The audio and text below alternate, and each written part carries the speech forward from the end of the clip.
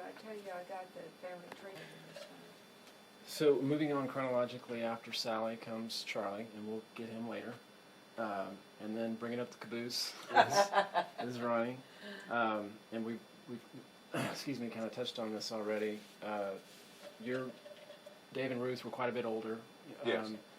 So did the older sibling, were the older siblings kind of charged with parenting you? And that was kind of the relationship that, and as you began to grow up and kind of have visions of what you wanted to do, you touched on a little bit earlier that Buddy and Charlie kind of wanted to move in the direction of the family business, if you will. Right. Did you have any of those feelings? What went through your mind in determining what you wanted to do as you grew up? That was a bunch of work, physical work, and I realized that I'd rather use my mind. And that was so I early decided I on? want to be a lawyer. I didn't want to do physical work. Was Dave the type that would he take you guys out a lot and expect you to work out in the fields and stuff and what? Not really. I don't think so, not really. But we went along, but it was all voluntary. Right. And so you made that determination fairly quickly. Yeah. Yeah. Okay. Okay, so then you go on to University of Texas, as you mentioned at the onset, undergraduate degree there and your law degree there. Yes. What Went through UT in 3 years. 3 years undergrad, and then and then 3, okay. So you're there basically from 63 to 69? 62 to 68. 62 to 68. I actually got my law degree a year after I got my law license. Oh, okay. I was the only student in the history of the University of Texas Law School that ever flunked out and graduated at the same time.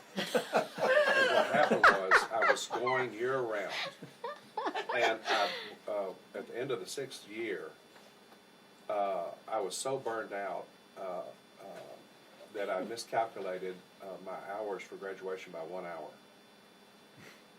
So I decided to take a summer course, a 2-hour summer course to graduate, and I flunked the damn thing because I was just so burned out. At that point, I said, to hell with it, I'm going to go take the bar exam in the fall and get my law license, and I'll come back and get my degree later, which I took the bar exam in December of 68, passed it, was licensed in 68, December of 68, and went to work for the State Attorney General's office in January of 69.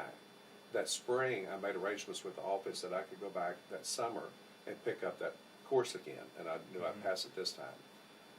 And so at the beginning of the summer, I went over to register, and while I was registering, this little girl behind the counter kept looking at me and looking at my transcript and looking at me and asked me why I was registering. And I told her the story that I'm telling you right now, and she said, well, the Board of Regents this last session reduced the number of hours for graduation by 1. Do you want to fill out a diploma card and see what happens? And I said, sure. So I did that, and they sent me a diploma. Well, Ronnie, I can top that. Okay. I can top that. I graduated 1 hour short, and I just added up my hours, and they were right, and no one caught it. Oh, really? What happened was, if you were to take a freshman course your senior year, you got only 2/3 credit for it. So instead of 3 hours, I got 2, and I was determined to graduate, so I counted it as 3. Yeah. You were going to tell the story about the grandmother? In a minute. Were your parents disappointed? Was Dave disappointed that you didn't want to participate in the family business? No. Never My mother discouraged encouraged you? education a whole lot. Exactly, that's... She was an educator by profession, and she encouraged education. And my dad, he had Buddy and Charlie and all of the people that he had. He didn't really need me. That was never a hiccup or anything? No. Okay, and so you lived in Austin for 7 or 8 years Yes. over this span. My generation, like a lot of people, wanted to go see the bright lights of the big city. Got my look see and decided I want to come back to my hometown. Did that take a long time to develop, or did you really enjoy your time in Austin there and think about staying yes. there? Or? Oh, very much so. Yeah. In the 1960s in Austin, Texas. Oh, yeah, if you can it wasn't imagine. better place. When the shooting Haze of the over. tower, Right. you were there. 66. Yeah. That was very, My very, mother was up. She would very come up and interesting stay story. with me from time to time for a visit, like an extended visit. She'd stay 2 or 3 weeks at a time. And that was when that shooting took place. I had an apartment on 32nd Street, And when the shooting happened, of course, the whole entire town became paralyzed and whatnot. And I had binoculars, and they were building an apartment next to the apartment where I was living. And some of us, the guys that was living in the apartment, went got on top of the other apartment with field glasses and was watching. And every time they shoot up there, you see a puff of dust come out from the granite where the bullets hit. Wow. And you have to understand that was the first mass killing that ever took place. And we were in San Marcos that summer, and grandmother was listening to the shots. She called and talked to mother. And my daughter Donna was with them. Oh, What really? year? Anyway, 66. 66. they could hear the shots on the phone. Gosh. They didn't say it. Okay, so you come back to Crystal City. Did you know like what type of law you wanted to practice, what you wanted to do specifically, or how did that develop for you? Well, I really kind of went into business with Charlie on the car dealership, and did that for a while until I got involved in politics. What gave I you a didn't taste ever really- into politics?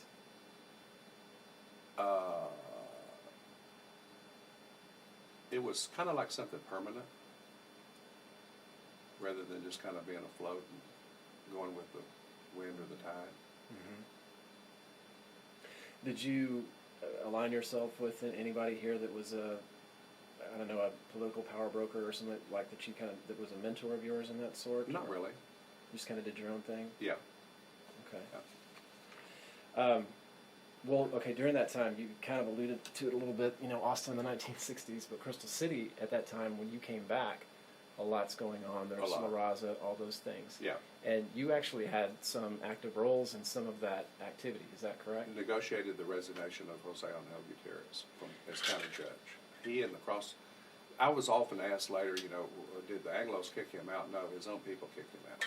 What happened was the Anglos controlled everything here. Then when the Hispanics took over, it was on the promise that there was going to be enough to go around for everybody, and there wasn't. And so there was a split within the Hispanic community between the ones that got something and the ones that didn't get something. And the something I'm talking about is jobs. When there wasn't enough to go around for everybody, there was a split. Mm-hmm. And it was 100% Hispanic commissioner's court, and he got crossways with his own commissioner's court.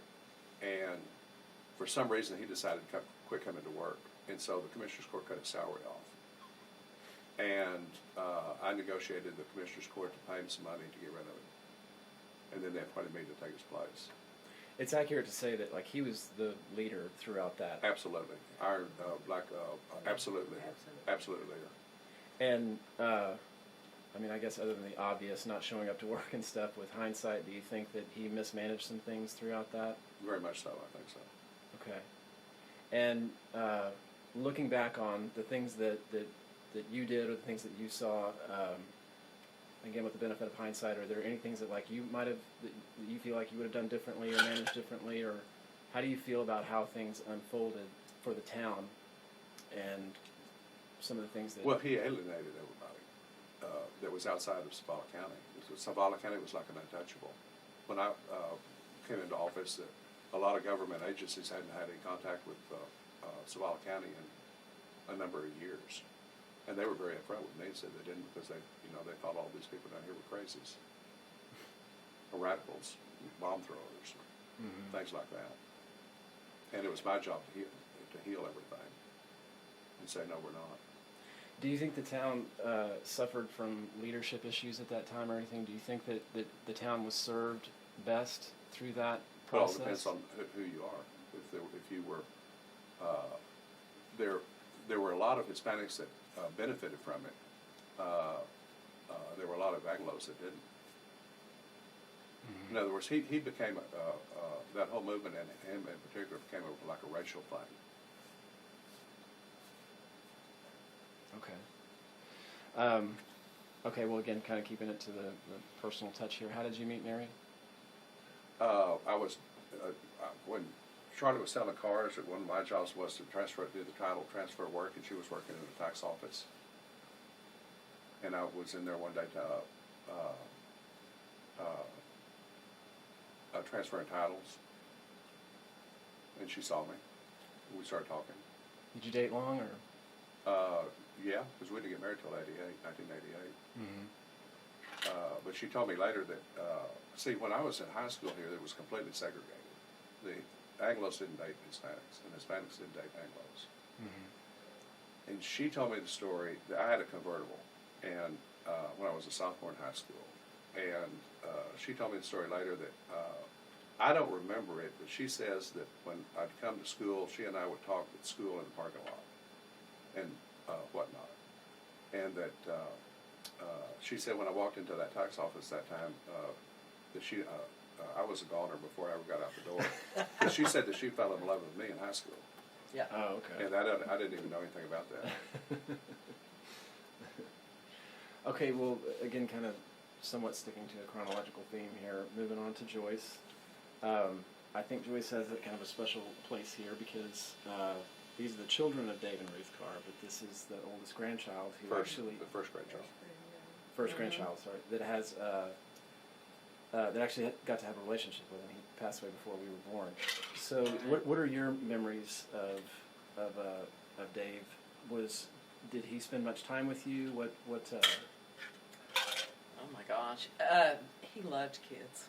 He loved kids. Yeah. Loved all of his grandkids, the babies. He loved the babies. He would take his false teeth out and chop at us, and he loved Christmas. Christmas was always a big thing, and I remember the Christmases mainly over here in on 12th Avenue house, the house Ronnie has.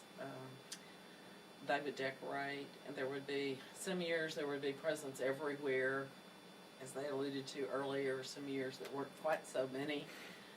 Grandmother would have me over to wrap the presents. I was always the wrapper, because, and she, I guess it worked out for both of us, because I loved doing it, and she, I'm sure, loved having somebody to do it. You remember our trip to Nevada? Yes, I do. Very much. Very, very much. Now, Ronnie and I, you have to understand, are only 7 years apart. So I have lots of memories of growing up with Ronnie. Yeah. Of course, Mother took care of Ronnie a lot. Yeah. So he was at our house a lot. And then, being 7 years older, he would let me tag along with him. And, I mean, it was awesome. Absolutely awesome to get to go with Ronnie. And just different things. I remember us riding around town. That was always the big thing to do, ride around. I remember stealing a few eggs out of a chicken coop for Halloween night one time. I don't know if you remember that. I remember when they were building this house over here on 12th Avenue, Ronnie came running down here and got me. Come on, we got to go do this. And we got down, and we stop it out on the street, and he grabs my arm and starts walking up to the front door, and I said, "What are we doing?" And he said, "We're fixing to pour the sidewalk, and I need to know if, when I take my date in the front door, how much room, how big, how wide to make the sidewalk." And then there was that trip to Nevada, and I think I was in 5th grade, so I would be, around 12 or so, and you would have been 17, Right. 7 years. 17, 18, 19. Ronnie was the driver. Granddaddy had bought a ranch in Ely, Nevada. Piece of property. And he was going to see it. He hadn't seen it. Ronnie can tell you more about that. But, so we are going to take this trip. And they loved to travel. 2 weeks, we were gone.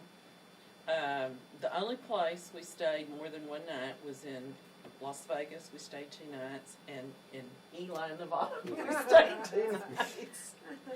And I remember Grandmother being so mad at Granddaddy because he had to go up to the cemetery and see who was buried at the cemetery up in the hill there. Yeah. And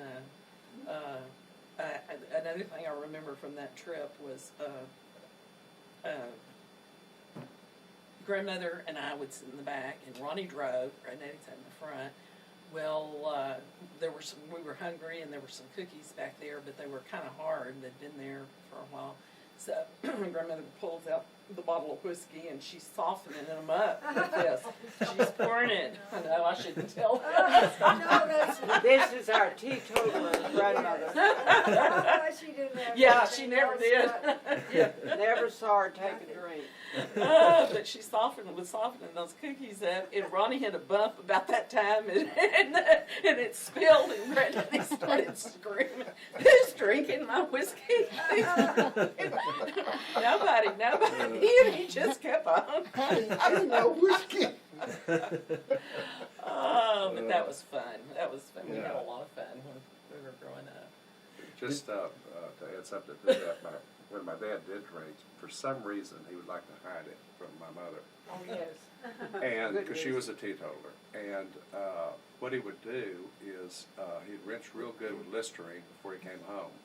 And she would tell the story to other people that she knew what was going on when she smelled the damn Listerine. Well, did you all notice any difference with the way that maybe he was as a father and as a grandfather? Did he behave differently? I don't think so. Treating the kids differently? No. What was that he said to you about me when he was here? When he was on his deathbed, he was in the hospital in San Antonio, and he wanted to see Marty, and for some reason, the older people in the family decided he was too sick to save him, so they wouldn't let Marty go in to see him. Mm. I wanted to add something when Ronnie was talking about getting his degree in school and whether he what he wanted to be and such.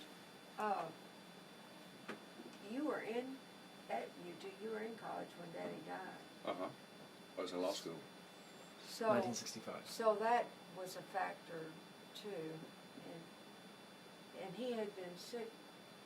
He was only sick for about 3 months. Yeah, but you were going to school, and that was and another thing you were doing that I was going to add is you were buying and selling cars to help pay your way through school. Right? At a car lot. At a car lot. So he was in the used car Car business before business. you came. I got Charlie in the Yeah. car Okay. business. He saw me That's selling what I cars, wanted and that's when he got his dealership. to Oh, add. okay. Okay, yeah, I didn't know that. Yeah. Okay, so back to Joyce. You're a teenager in the 1960s. That's a pretty unique experience. With all the cultural changes going on in the country, did that really reach Crystal City, or was it insulated from those goings on? What was that like? You know, I think we were pretty insulated. I don't think so, we too. knew what was going on. I mean, they talk now about the hippies and smoking dope and all that kind of stuff. We didn't even know what dope was back then. I went to college. I had some roommates that, burned incense all the time. And I didn't think anything about it, and I didn't like them. I knew that because they were hippies. And I moved to another floor, and somebody later said, "How did you handle that with them smoking that dope all the time?" I said, they weren't smoking dope. And they said, "Well, you idiot, what do you think that was?" Other things that went on in college, like the Haughty Christians would be out there in their white robes and things, and we just didn't, and doing their chants and stuff, and we just went by and we wouldn't think anything of it. And now it's a big deal when you look back and all this stuff was going on, but I don't think we It knew. was very insulated. Very insulated here. It didn't happen here. Well, you graduated high school in 1969, Crystal City High School. Is that when the walkout occurred? And I know there's obviously a lot of stuff going on at that time. How did you feel about that? Did it? Were you ever? The walkout didn't happen until I was gone from here. I was in college, so I was not aware of what was going on at the time. You never felt any of that, or saw, witnessed, some of those events taking place where things. This is when tensions began to get much worse. Is that correct? Yes, it was during that time, but pretty much we were insulated from that. Okay. Well, and then how did you meet your husband, Pete? Oh gosh, I was teaching. There were only 2 or 3 jobs available in the state of Texas, and I took the one closest to home, and had taught in Canepa for a year. Billy and Linda Word, he was president of the college there at a later time, but at that time I taught with her, and they wanted us to get together. Pete was working on his PhD at the University of Wyoming. He had taken a leave of absence from the junior college and was at that time working there. And so Billy and Linda had us over for dinner one night. Also, Milton and Rose Cale, Dr. Cale, there, Linda Cale is his wife now. But anyway, they had mentioned too, there were 3 different couples who had mentioned that they wanted to get us together when Pete got home that summer from the University of Wyoming. So anyway, we met, we married quite right away, and went back to the university in the summertime to finish up, to work on his PhD. Came back home after that summer. Both of us went back to our jobs, and we had a baby. And when the baby was 5 weeks old, we took off in a pickup with, not a car seat, but a little box with the little 5-week-old baby, and moved back to Wyoming for the summer. Worked on that PhD some more, and came back, and I got my degree amongst all of this, my first master's degree, and took us 3 summers. The 3rd summer he finished up. Oh, wow. Yeah, I don't know how we did those things. Well, I can only imagine what it must have been like for Pete to talk to Uncle Sonny. Oh, yes. Did he have that conversation? I didn't know you were going to ask this. Oh, yeah, that was Mother. a big thing. Mother, yes, it was a big thing. Mother could probably, she could probably explain it better because she probably has a better memory of what happened. I was so nervous that day because we came down and Mother and Daddy knew when we were here, and we visited, and Daryl, Ray, and Daddy got a couple of 6-packs of beer and took off somewhere. They had to go check something. Well, they stayed gone all afternoon and left Pete and I and Mother, I guess, just pacing the floor here waiting for them to get back. And then, I don't know, you take it from there. I don't remember. I can't remember, but they had their little talk, and everything worked out okay. Oh, gosh. Well, I can remember one time when Hal and Joyce they were out there at their ranch, and all of them were in the back of the Jeep, and they were going around shooting rabbits and something, and then something happened where a stick flew up and it hit Hal right here, and blood started running down. Joyce was with them, and so they went to town to take him in the hospital, and they let Joyce out here. She come running home, Mother, Hal been shot. Oh, no. Just a stick. Yeah. Well, We thought he was shot. well, he may have been. We never knew. We never knew for sure. A bullet may have ricocheted, but that was kind of life growing up here. I was in college at that time, and we all piled into a Jeep, and we went out. And this was, dark. It was dark, and we went out snake hunting or varmint hunting or something out on a ranch in a Jeep. No roll bar or anything. No such thing as seatbelts, I'm sure. And guns going off here, there, and yonder, and either a bullet hit a rock and ricocheted and hit Hal, or a stick came up and hit him. But we were too young to know what to do. Sure. And, a head wound bleeds like crazy. Yeah. And so I had them let me off down here on 12th Avenue, and I ran all the way back to the house that I knew. I didn't want to upset. There was a bunch of adults here. I think something going on. Mr. Waring and his group were here. So I got her daddy one off, and I said, they're taking him to the hospital. He's been shot. And that's So all. Mother dropped everything. And then they got to the hospital, and then they said, you don't say he's been shot, because you just don't do that. It was a stick. Oh, my gosh. I don't know. Anyway, it was Yeah. okay. It was scary.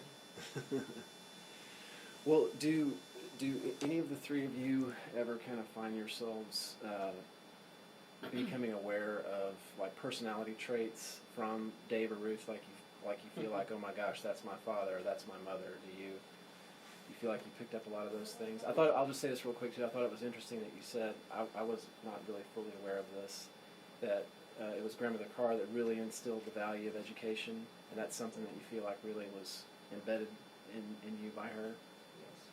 Okay. My dad too, I remember him bragging about when I was going to college, Oh, he'd yeah. brag to the other farmers and whatnot that I was in college, and I was going to be a college graduate. Okay. He was real proud about that. Mm. So to that extent, that was an encouragement. Yeah.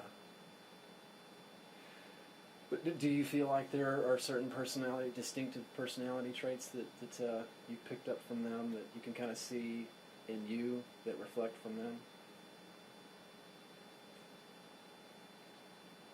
Patience, I have the patience of Job.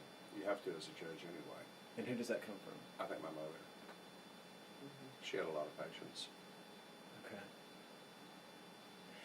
I And think a sense of, probably from Daddy, a sense of fairness and equality. Yes, very much so. Very much so for the time, don't you? Yeah. I think so. And Well- from Mother, I think we got a lot of adventuresome spirit. See if y'all agree with this. I think So- Buddy and Charlie were daddy boys, and I was a mother boy. I think so too. Cause Buddy is an It's- expert on anything. And I think the ability, possibly the ability to handle a lot of things where some people might not be able to deal with. Multitasking. No, tragedies and things like Just- that. Just life in general, yeah. Well, things that happen that are traumatic. Mother could handle those. I can, yeah. It's a good time for me to tell the story about the first baby. I can't remember if that baby was born dead or if he lived for a little while. His name was Henry. And if he lived a little while, it was just hours. I don't think that she ever saw him alive. But they did bring him in after he died to show her the baby. So she did see him after he died. I know that, but she never mentioned seeing him alive. That was the first child. And there was also something else going on at the same time that I don't think had any relationship to the baby dying. There was something that they called childbed fever. Now, women don't die of childbed fever anymore, I don't think. That is a terrible infection, and any woman that got it was almost 100% doomed to die. And it was spread by doctors or nurses or anybody that was handling that new mother that had acquired the germs from another patient. And we're talking about the 20s now, and we're talking about the time there was no antibiotics. In my lifetime, I remember when the first person got an antibiotic. She was a nurse, and she was dying, and they gave her the medication, and she lived. And that made the news like you just cannot imagine. But anyway, in the 20s, no antibiotic available. Almost all the time, the patient died. Well, Mother got childbed fever, and I guess there were others in the town that had it, that spread it. I do not know how she acquired it, but she was in the hospital when that baby was born. So anyway, there she was. And she began to get sicker and sicker and sicker. And finally the doctors sent her to San Antonio to the hospital, hoping that they could do something for her. And she never mentioned that there was anything they could do for her. And she finally went into a coma.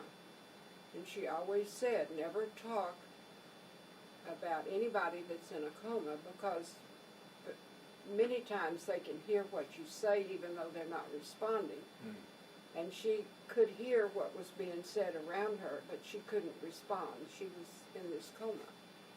And the doctor gathered the family around the bed, Daddy and his sisters and Mother's sisters and so on and so forth. And he told them that she would not live through the night. And she heard him say that. You know what she responded? Have I ever told you?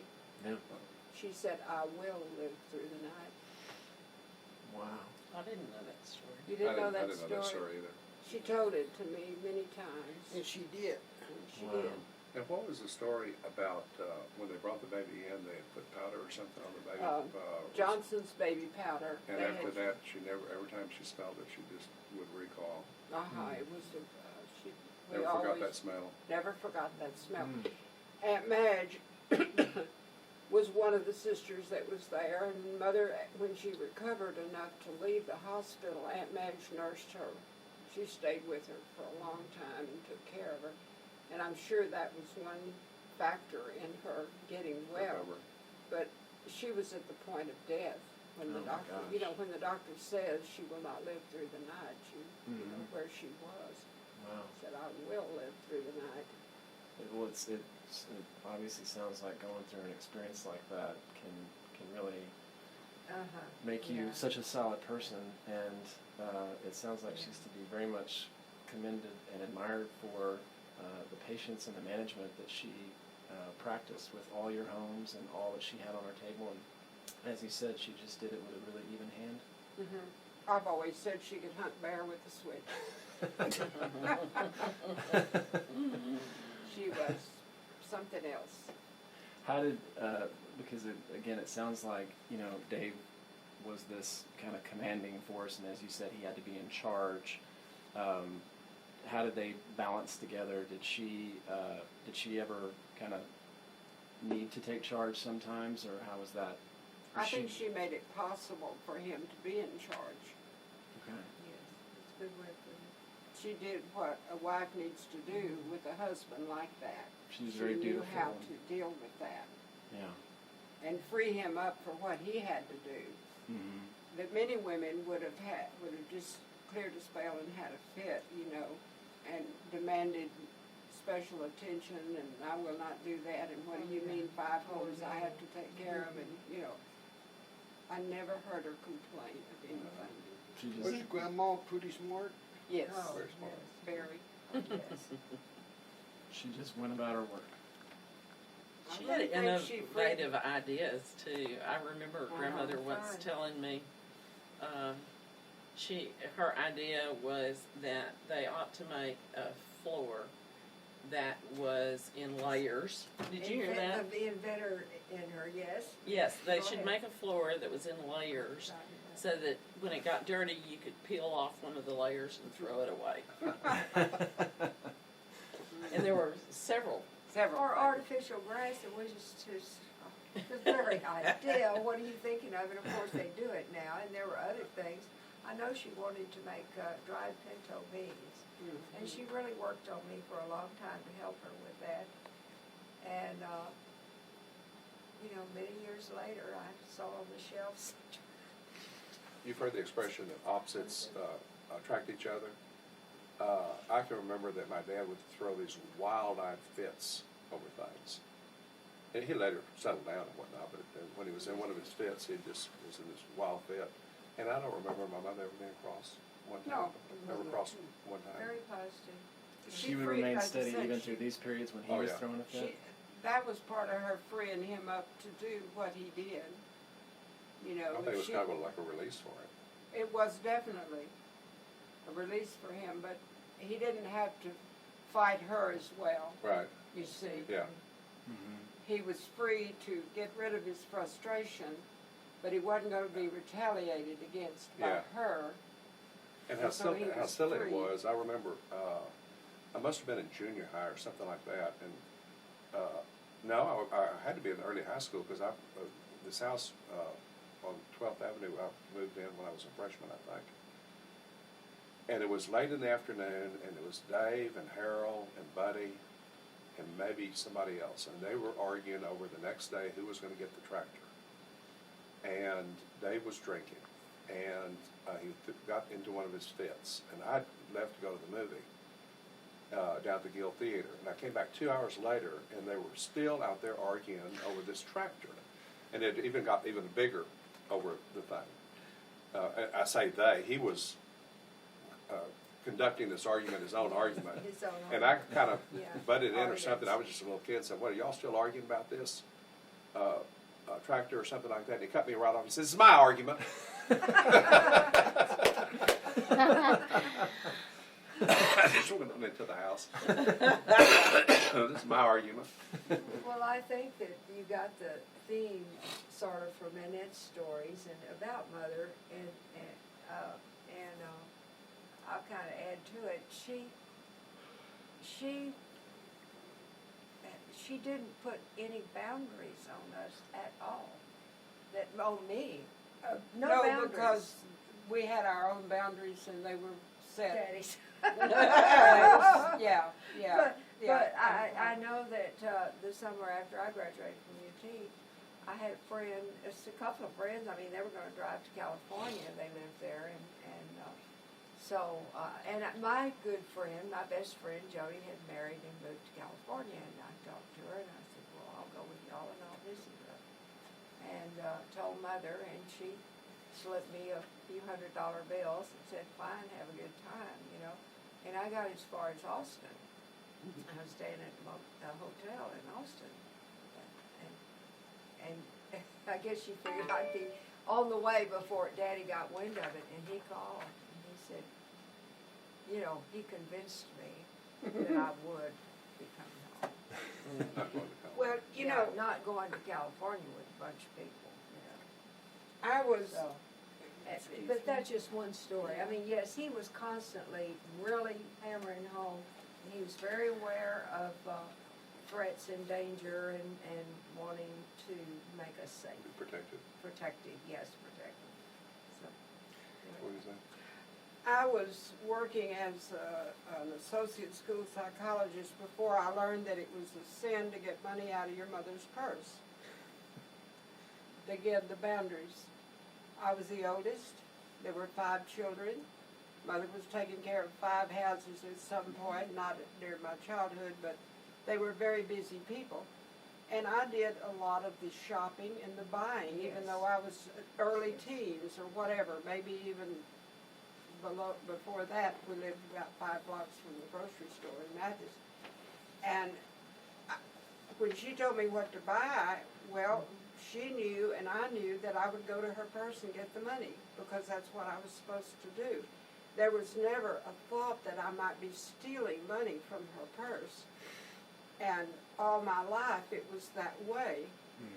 And then I'd get to these meetings with parents and they would be so upset because their child had taken money out of their purse, and I'd think, what am I missing here? I've been doing this all my life. This is wrong. I'm sure I did it too. Well, yeah, and I had that same thing with my own children, you know. And that's where you set your own boundaries. We had charge accounts. Yeah. Back in the day, there was such a thing. At the drugstore, you could go charge a hamburger.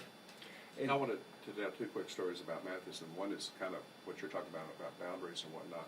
The difference between then, and this is the 1940s, and today, actually way before today, but the period of time we live in right now, I can remember as a kid when my mother was like making a cake or something like that, and she'd find out that she was short on sugar, and she'd tell me to run across the street to the Fussman's house and go get a cup of sugar or something like that. I'd go there and knock on the door, and for some reason they'd all be gone, and nobody thought of anything. I'd go in the house and get a cup of sugar, come back, give it to her, she'd finish the cake, and later she'd tell Mrs. Fussman, "Oh, well, I got a cup of sugar from," and I'll replace it. Whatnot. But you, of course, never think of anything that a child doing that today. That's just would be absolutely unheard of. Yeah. Absolutely unheard of. The That alarm was just commonplace. The alarm would go off. Yeah, but I was. yes. And the cameras would catch Yeah. you. Yeah. And the other story that I was thinking about, because you were asking about early friends and whatnot, when we lived in Mathis, the Hendersons, Bill Henderson lived behind us. That was the father. And his son was W.A. Henderson, and that was my best friend. And my dad had, in the backyard in Mathis, had pheasants, chickens, and banty hens. And I was probably 6, we were probably 6 years old because we were born about the same time. He's a dentist in Mathis now. But we were about 6 years old, and we started playing with one of these banty hens, and we were chasing it and running after it, and we ran the damn thing to death. And it just scared the daylights out of us when the thing wouldn't respond anymore. And so, in our wisdom, what did we decide to do with it? We had a cistern in the back. We decided to hide it, and we were going to put it in the cistern, which is what we did. In the rainwater cistern. And about a week later, there were feathers started coming out of the faucets and whatnot. And they found the banty hen in the cistern and threw one of his fits, as I remember. We had to fess up that we had hid the banty hen in the cistern. Gosh. Well, this is interesting to hear. It sounds like your mother, would encourage your every interest. That Yes. did you ever feel like there was something that you might want to do or be interested in that she would discourage? It sounds like she would just No, I don't think so. nothing. whatever direction you wanted to go. She drove me to Awadusi, which was 30 minutes or an hour from that, was for art lessons. And she was an artist also. She was a Yeah. painter. I collect all paintings as a hobby, and I have a number of her oil paintings Oh wow. hanging in my house in San Antonio. So, yeah, she encouraged, I think. And I think to be a painter, you have to have patience. I think that's Mm-hmm. painters and patience come together. Did you ever feel like They're gonna meet me at the church at 10 Monday. did you ever feel like any of your friends that had a stable life or whatever staying in the same place, were you ever envious of that? Like, I kind of wish things were simpler. Never. But It we was more of did. an adventure, kind of doing things the way you guys did I it. think I was always aware that we were different. We seemed to have a different, lifestyle, from our friends. And you were aware of that. Yes. Yeah. And I to was. put it one way, you tell the story about There's probably a your better way to perception put that it. there were migrants at the time that followed the fields and whatnot, but we were migrants also. We just lived in the big house. Yeah, would I say was that a lot. teaching in We the were migrant school. That when I went to teaching, I started in the migrant school, and there were always federal forms to fill out and all. And one day, and I already knew we were migrant laborers' children, but one day, that was one of the questions that was the principal brought up at a staff meeting. He said, "Now, how many of you are children of migrant laborers?"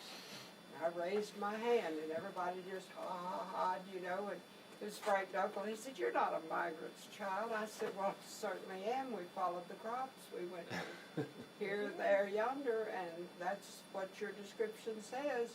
"Well, I'm not going to count you." And he wouldn't, but we were. But we did. The big house and the Chrysler Imperial. And Right. our migrant experience was so totally different from the traditional migrants in that it enriched our lives Oh. and knowledge in the sense that, No, those little migrant children had similar So they experiences. They did, did. They would talk about it, and I don't know about. I would yeah. listen and I would smile. They were always so excited to go to a new town and see their friends from the year before, like we were. And there were a lot of things that were very similar Positive. and positive, but not many of them traveled in a Chrysler Imperial. Yeah, that's, But some of them, they did travel in their parents' truck. Those that had trucks were the ones that had more money. But yeah, I was surprised at that, Sally. I didn't expect it. But Did they the would talk birds travel among like each that? other. Huh? No, Did the birds they were travel? more local here. They didn't move They were around. centered here. there were very few, I don't know. Migrants? No, the birds travel around like the cars did. That followed Oh, the no, routes they like didn't. we did. No, they never did. We were the only ones I know of. We were, and that's what I said just before. My friend asked him, "Well, what was different, that, well, my father's a farmer, but it's just a different thing." And I'll tell you something else that I just recently learned. I told you I visited with the Mingers, some farmers in Tynan, and we didn't talk about Tynan and about the Browns having come from there, but the family farm, they are farming, and that used to be the family, my grandpa's farm. We were talking about maybe the illegal illegals or undocumented, and I had just mentioned Crystal City, really having a problem here. And the Mingers said something that I didn't know. They said that Mathis was a migrant type A town labor and town. produce, Mm-hmm. food crops. Whereas Tynan, which was 10 miles to the east, was not. They were, Cotton they had and more, grain. yes, and more permanent labor force. There was just even a difference there between those two Neighboring. adjacent towns. I didn't know that until recently. So that explains a little bit about Daddy, I guess, being in Memphis. Mm-hmm. Plus that Mother had been born in, or lived in Tynan, yeah. They lived in Tynan. Well, I think, I just think this is a terrific reflection on Dave and Ruth and their family. I think of today, we have more people living in urban cities than we ever have in our country's history, and that's only growing. Mm-hmm. And I'm sure there could be future, stories of Crystal City type towns and experiences and stuff like that, but there are not going to be many more. And this is our story and our town, and I think it's just a tremendous pride point for us, for you all, for our entire family, to know that the story of this town can't be told without Dave Carr's family. He's woven into the fabric, of this town, and it's something that we're all really, I think, very proud of, and I'm glad that we get a much better feel of who they were and how Dave and Ruth, kind of grew their business and raised their family, and get a better picture of that from the people that know it best, and just really proud to be a part of that family. Very good. Thank you very much. Thank you. Thank you. Ready? Are we on? Yes. I remember as a little kid, the other close family, in addition to the Carrs, were the Browns, my mother's family, which was Madge, Daisy, Nettie, Ruth, and Roger. And Madge lived in Edroy, Texas, out of Mathis. And I can remember as a kid going out to their farm and staying, over the weekend or a week at a time, and on many, many, many occasions. And they would come visit us, and we'd go visit them and whatnot. Well, I was there. I was a little kid, and I was there one time. And whenever we would come, then Madge would get Nettie and Daisy to come over, and they'd spend the night.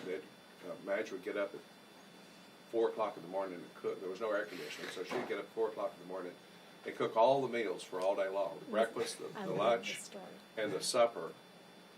And then she'd hold them somehow on the stove, and then as lunch came, she'd have it warmed, and then as supper came, she'd have it warmed. I think we always ate early.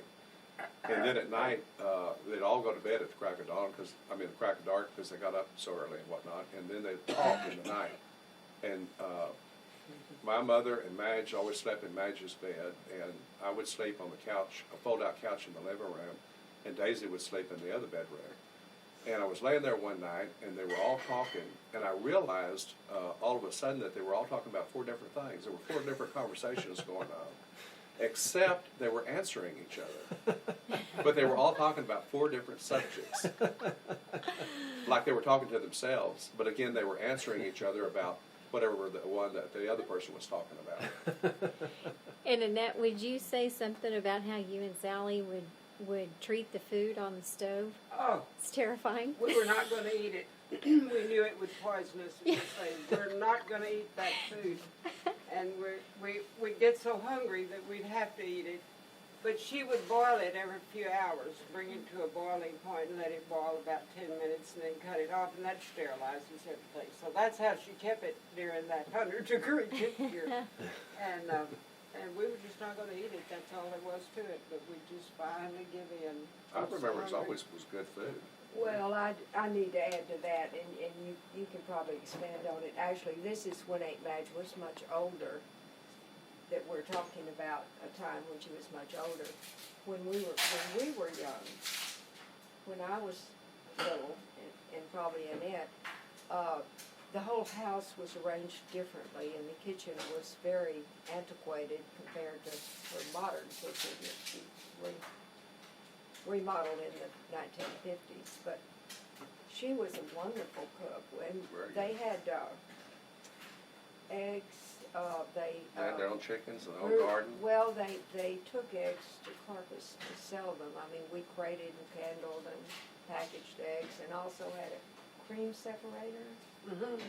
And we made butter, Yeah. had the butter molds, and she was a fabulous cook Mhm. at that time. Aunt Madge was grandmother Carr's Sister. younger, No, older sister. older Okay. sister. Okay. Yeah, And they were very close. Oh, very close, all of them. we were all close. I imagine didn't have any children, so we were her children also. Now, Uncle Ronnie, will you tell, Marty had asked you to tell the story earlier, but will you tell the broom story? We were coming, it was Nettie and my mother Ruth. Ruth was driving, and Nettie was sitting shotgun, and I was sitting in the back seat. It was probably even before I was in the first grade. And in those days, to come from Mathis to Crystal City, which now would take, what, 2 hours? It was an all-day trip. It was a doable thing, but it was an all-day trip. You left early in the morning, and you get to Crystal City till late in the afternoon, or early evening even. And we were coming out of as I remember, it was like in the Three Rivers area or Georgia West area. And we were tootling down the highway, and it was a mop. I revisited it to check. It was a mop. There was this mop laying by the side of the highway, and it still had the wrappings on it. At that time, the brooms and mops came with wrappings on them, so you could see it was brand new. And nobody said anything for a while. Nobody wanted to say anything about the mop. And finally, Nettie said, "Well, did you see that mop?" And my mother answered, "Yeah, I saw it." And then there was another pause. "Well, do you think we should go back and pick it up?" And, "Yeah, well, I guess let's go back and pick it up." And so my mother went to turn in the highway to turn around to go back to get the mop. And all of it was right up past a little rise or a little hill. And all of a sudden, this 18-wheeler came over the top of the hill, and my mother was straddled halfway across the highway, and it had to hit its brakes, and all I remember, there was smoke and horns and screaming and all kinds of things going on with this 18-wheeler trying to dodge us and get stopped and whatnot, and all the time Nettie yelled, "Oh my God, Ruth, you're going to kill us all." And somehow the 18-wheeler missed us and whatnot, and we went back and got the mop, but they decided they would never do that again. Would you mind telling that one about when you were in the plane crash? Yeah, Charlie and I, the plane that Annette was talking about earlier, somehow, well, Charlie was the pilot, and Charlie got crossways. Well, Charlie and Buddy were pilots, but Charlie got crossways with Dave for some reason. I don't remember what it was, and Dave had taken the keys away from the airplane from Charlie. And I was in high school and got out of school and got my car to leave and saw the plane flying around, so I drove out to the airport and they landed, and it was Charlie and Philip Reed, and Charlie had gone out and hot-wired the airplane and was taking the airplane for a spin, and it was hunting season, and they said, I told them I wanted to go, so I got in the front seat, and Philip was in the back seat, and Charlie was in the pilot seat, and we flew out to the Pegues Ranch, and there were some hunters out there, Keith Hart, and I don't remember who else. And we landed on this ranch road, and they were just getting ready to go out. So somebody got the bright idea that we would take off and circle around till we saw where the deer were, and then we'd drop a white handkerchief out of the window and let it float down, and that's where the deer were. At the time, I was taking pilot lessons, and in fact, my next thing was to solo. And the mistake well, let me finish the story first. We took off, we were circling around, saw these deer, big bucks and everything, it was my job to drop the white flag out, because now I was in the back seat. When we got back to get in the plane to take off from the ranch to go find the deer, Philip Reed jumped in first and said, "No, I've been sitting in the back seat all day and I can't see anything, and I'm going to sit in the front seat." So I got in the back seat and saw the deer, dropped the handkerchief out, and as we were circling around in a circle, the plane stalled. And when a plane like that stalls, what you do is drop the nose. It's like popping a clutch on a car, pick up some speed, and there's a way to pop the engine to get it restarted, and then you can take back off. get some airspeed.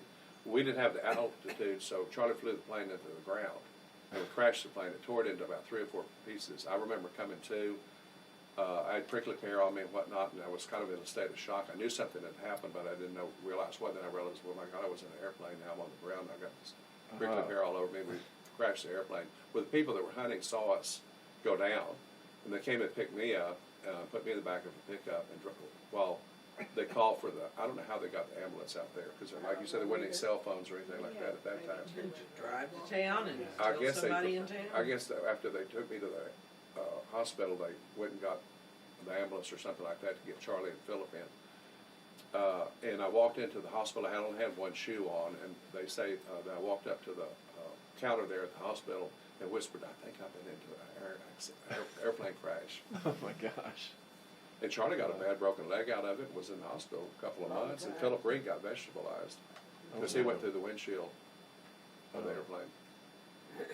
Mother was in Mathis, Daddy was here, and they called me down there, of course, and I went immediately, and we knew Mother couldn't get here till the next day, because all this was about dark, you know, just as it was getting dark, late in the afternoon.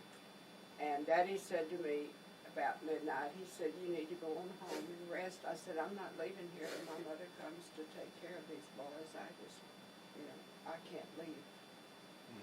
And I think he finally escorted me out, but I was not going to leave. I said, "I've got to stay here." Who was the doctor at the time? Dr. Poindexter. Poindexter. And when Ronnie came to when Ronnie told me about it, he came, for Superman was the big thing at that time.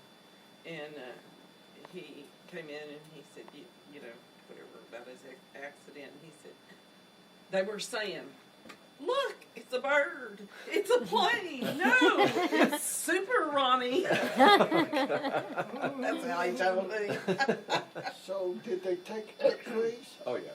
But everybody What was, I remember is about they said you were in shock and that someone needed to sit with you that night. you know, for a certain period of I time. was only in the hospital, I We think, took overnight. turns, or I was asked to come Yeah.